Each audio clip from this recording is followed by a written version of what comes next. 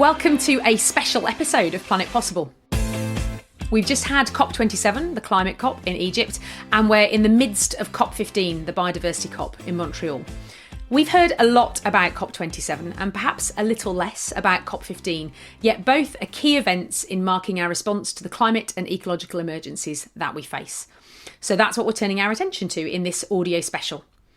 I'm delighted to be joined by a guest who has first-hand experience of both COP27 and COP15, and she's going to share her reflections with us. She also attended COP26 in Glasgow and the pre-COP15 negotiations earlier this year. She coordinated the Circular Economy Initiative of the World Economic Forum Scale 360 in Turin. She's part of the Italian Climate Network, where she writes bulletins and articles commenting and reporting on the key UNFCCC and COP climate policy takeaways for a non-technical audience. And she's an Arctic angel with global choices, using her voice to advocate for the protection of Arctic sea ice and our global commons. I'm delighted to welcome Margherita Barbieri. So, ciao Margherita, benvenuta sul Il Pianeta Possibile. Ciao Niki, thanks for welcoming me. It's great to be here. Thanks for having me in this podcast. I'm delighted you can join us, and thank you for putting up with my terrible Italian. That was really good, actually. We'll keep that in. Tell me a little bit about COP27 to start off with. What were you hoping for from COP27? First of all, being at COP27 in person was an incredible opportunity because it's really good to be there in person, to be able to see firsthand the climate negotiations, what's going on, what they're negotiating behind closed doors, even though when you're there, observers are actually allowed to get in the rooms and actually hear from key takeaways live. So that was incredible. Of course, there are things that I wish were more discussed and more bold decisions were taken at COP27 in Egypt. First one I want to mention is the ambitions related to mitigation. So we heard this from the news, at COP27, there was an historical decision made regarding the decision to create the loss and damage fund. And this is historical because it's the first time that developed countries were willing to commit and take responsibility for their historical damage to climate. And that was a great achievement. But at the same time, what we missed in COP27 was a great commitment and an ambitious commitment on mitigation, on the mitigation side. So we know that in the final decision, there is the reference to the importance to keep global temperature below 1.5 degrees, which is great. But we also missed the opportunity to put more bold text in the final decision mentioning the emission peaks. At some point during the second week of the COP27 negotiations, actually the reference to the peak of emissions by 2025 was in the text. So in that language, all countries were required to reach peak emission by that date, but then the day after, the reference to the emission peak was gone. And this is not very good in terms of ambition, because that would have been a great occasion to put it in the text. And also we know that we missed the opportunity to also have an ambitious language regarding the phase out from fossil fuels. And so these are things that I wish were more addressed at COP27.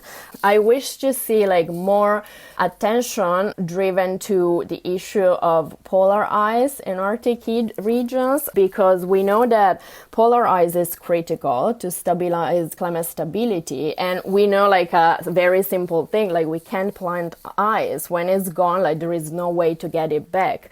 But still, we don't see as much commitment to protect it and to mitigate negative actions and negative behavior toward polar regions. And this is also why both Global Choices and Arctic Angels are committed to, and they're calling for a 10 years moratorium to protect the Central Arctic Ocean ice shield, to protect from destructive exploitation, this very crucial part of our world. And this is something that I wish there was more awareness around climate negotiations on this specific topic. Let me just ask you a quick question about the Arctic ice in particular. I'm interested in why you think there isn't as much discussion or awareness about it as there are other parts of the climate change conversation.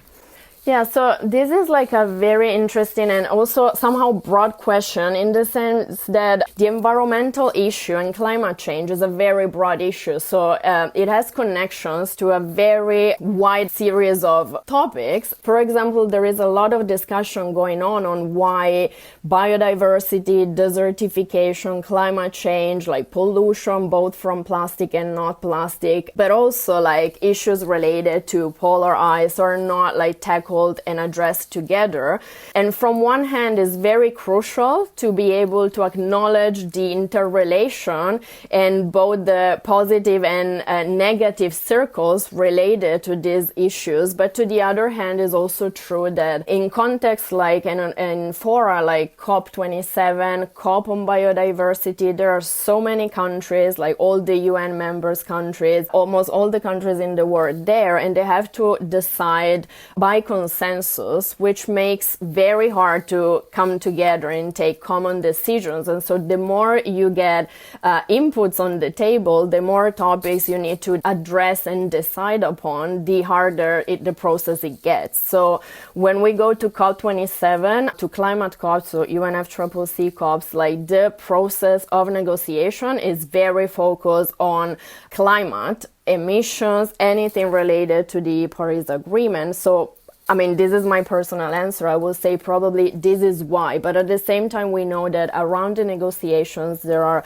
a lot of other events, side events, pavilion events taking place. So there is where I wish, like I said, more awareness, more commitment to this sort of topics. I guess more broadly, what did you hope to hear more of at COP beyond what we've already talked about? What were you hoping more of? Yeah, so, well, one thing again is like the urgent need about like bold decisions in terms of climate mitigation, and we just discussed about it. Another thing that I definitely want to mention is biodiversity.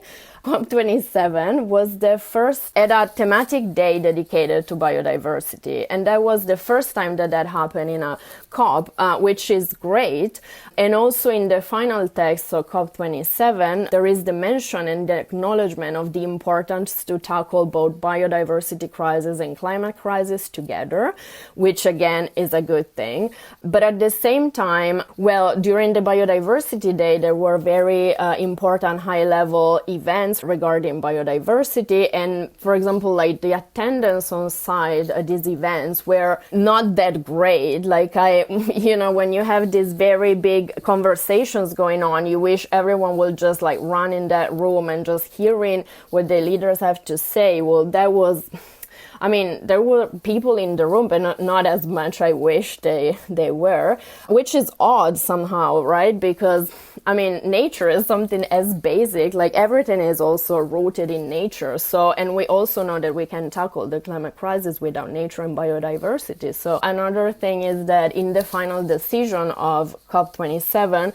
there wasn't like a specific section dedicated to biodiversity. There was one on ocean and forest, but not like specific on biodiversity, and there was no specific mention to the COP15. So that was about to start like 3 weeks after COP27 ended. So yeah, for sure, this is something I wish I heard more at COP27. So key takeaways from COP27, if we think about closing out that and look forward to COP15 happening in Montreal at the moment, when you reflect back on COP27, yeah, what are your key takeaways?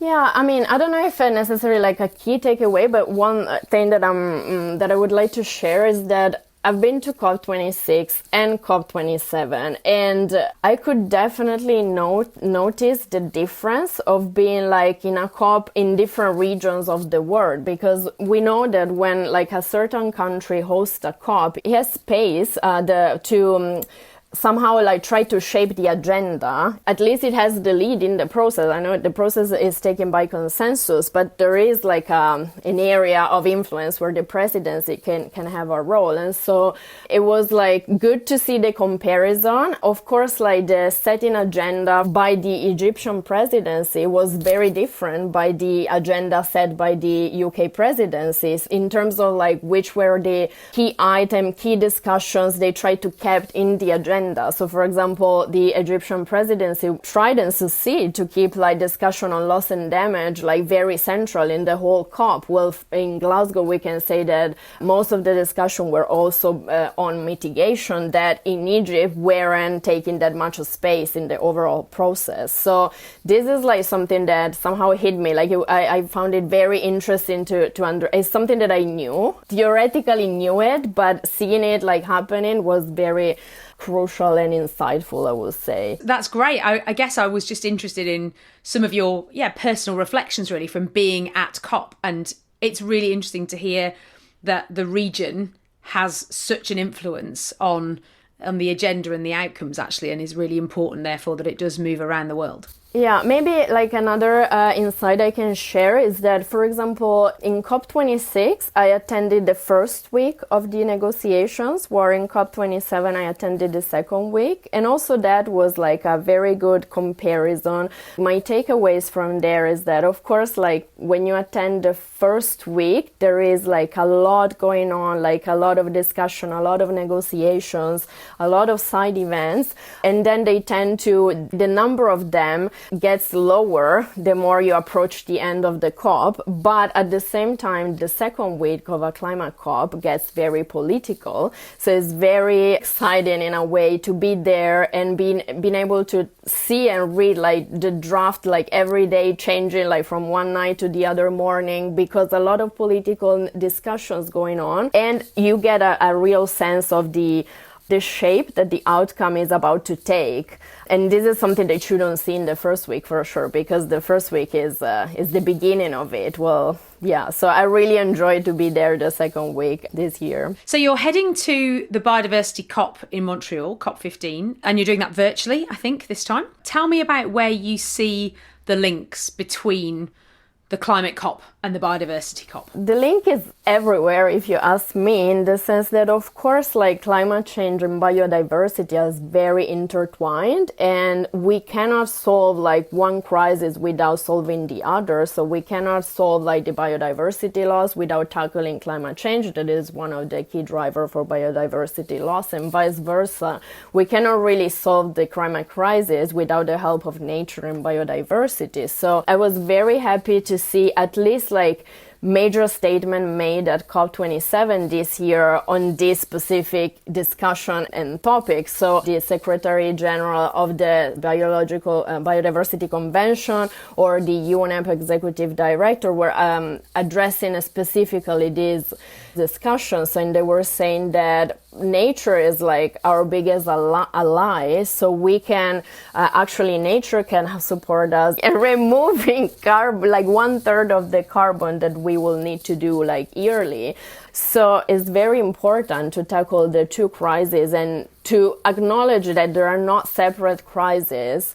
But of course, then when you get in the details of the negotiations, like the focus of the negotiations are on different specific items. But this is, in a way, is a good thing because it gives more time, more space for proper and detailed negotiations to goes on. But at the same time, it will only work if, on side of that, we also acknowledge and we always keep in mind that these two things are very interrelated, which is why we hope to see a mention to COP15 in the final decision of COP27 that unfortunately we didn't see in November. And is there a COP27 focus at COP15? So we just talked about there being Biodiversity Day at COP27. Is the same done at the Biodiversity COP? Will there be a reference to the climate COP there, do you expect? So to be fair, I have to say that I am not sure if there are thematic days at COP15. This is a good input. I'll look it up. I know that there is like one of the target of the agreement that is under discussion now. Maybe we can deep dive a little bit on why COP15 is this crucial. There is like this agreement under discussion, and is the agreement to protect biodiversity for these decades. And some commenters say is this could have the ambition to become like the Paris Agreement for biodiversity, even though we can discuss about it. Of course, like in the draft, there is like a small reference to the importance to align to UNFCCC, so and climate instruments. But of course, like it's just like a very tiny part so far. Like the focus of the agreement is on how to tackle biodiversity crisis, how to protect nature. So, yeah. So let's talk about COP15 in a bit more detail then. What are you hoping for from COP15 and what are some of the big topics that it's going to tackle? Probably what I'm hoping for is what everyone that is half of the, all the people that are interested in biodiversity are hoping for, and they're making this statement. So COP15 is so crucial because, first of all, it was postponed for 2 years due to COVID. So it was supposed to be in 2020, and now we lost already like 2 full years because now we are at the end of 2022.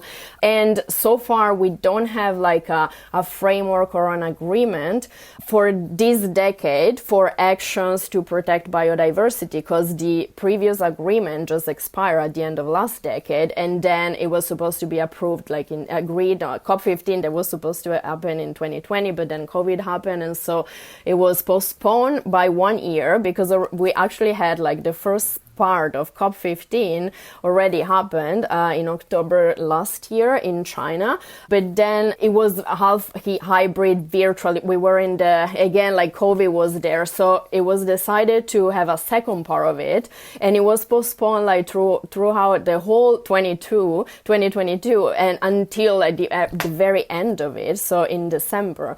And so yes, so we lost 2 years, and so we are hoping to go out from COP15 with a very ambitious and transformative agreement to protect biodiversity. But first we have to see if that will be the outcome of these 2 weeks of negotiations. And secondly, we know that it will be like an agreement for the next 8 years, not the next 10 years, because it's already the end of 2022. And so far, the agreement draft has a lot of brackets. I don't know if you heard the protest against like these brackets. So before arriving in Montreal, the text has, I will say, about 900 brackets. And when a word is on brackets, it means that it's not agreed upon, like there is no consensus around it. So the work in Montreal is huge, considering that there are only less than 2 weeks to come with an agreement. So, yeah. So a final question for you, Margherita, and then I'm going to let you get back to COP15. On Planet Possible, we have a magic wand. I like to offer it to my guests and say you can wave the magic wand and ask for whatever it is that you think you might want. So what do you think from all we've reflected on with COP27 and COP15 and what's to come? If I was to pass you the Planet Possible magic wand, what would you want to make possible? Yeah, can I make 2? Go on. Okay, so first of all, given the time when we are having this conversation, I will make possible like the creation of this ambitious and transformative agreement that we are discussing about, like at COP15 to protect biodiversity. So that will be my first magical wish. And the second is about gender representation and gender equality in this sort of forum, because this is something we haven't discussed yet in this conversation, but of course it's something that is very important. So women are 50% of the world population, but we don't see them equally represented at this type of negotiations, international fora. I read a study that says that when women are in charge or in lead, the national laws are more ambitious to tackle climate change. So it also makes sense. If it's not enough to say that women are 50% of population, so we need to ensure gender representation, gender equality, we can also think about it like in a specific context of climate ambitions. So this is also a thing that I would like to see happening like now or for next year COP, or ideally yesterday. Perfect. You can definitely have 2, and I think they're both absolutely outstanding wishes, and I hope they didn't have to be wishes, really. Unfortunately, Margherita, our time has, as ever, flown by. Grazie mille for joining me on Planet Possible. It's been an absolute joy to speak to you. Grazie, Niki. Thank you so much. It was also a great pleasure for me. Thanks for having me.